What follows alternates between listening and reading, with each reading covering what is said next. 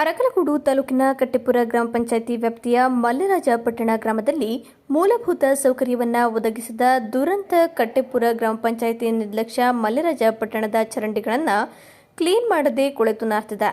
ಗ್ರಾಮದ ಜನತೆ ಜನಪ್ರತಿನಿಧಿಗಳಿಗೆ ಹಾಗೂ ಗ್ರಾಮ ಪಂಚಾಯಿತಿಯ ಅಧಿಕಾರಿಗಳಿಗೆ ಹಿಡಿಶಾಪ ಹಾಕ್ತಿದ್ದಾರೆ.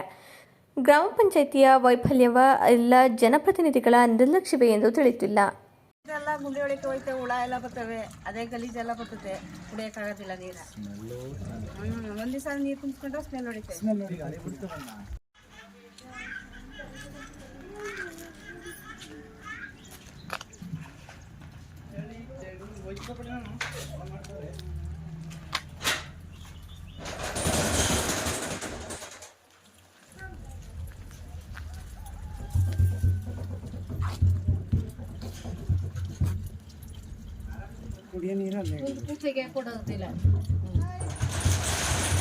ನೀರು ಕುಡಿಯೋಕ್ಕಾಗೋದಿಲ್ಲ, ಭಾರಿ ಗಲೀಜು.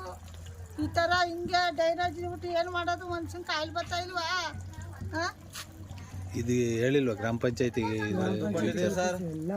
ಎಲ್ಲ ಹೇಳೈತೆ ಸರ್. ಎಷ್ಟು ಟೈಮ್ ಆಯ್ತು?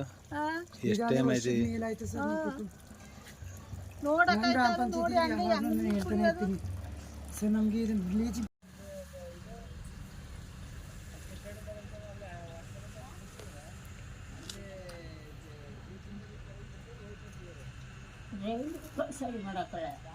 ಡ್ರೈನೇಜ್ ಸರಿ ಮಾಡ್ತಾರೆ. ನಮ್ಮೂರಲ್ಲಿ ಡ್ರೈನೇಜ್ ಸರಿ ಮಾಡಲ್ಲ, ಬಸ್ ಎಲ್ಲ ಹಂಗೆ ನಿಂತದೆ.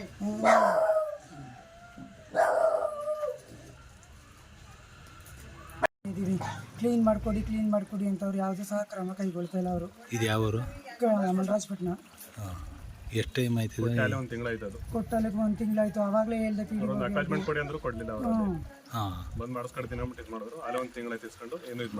ಡ್ರೈನೇಜ್ ಸ್ವಚ್ಛತೆ ಮಾಡ್ತಾ ಇಲ್ಲ.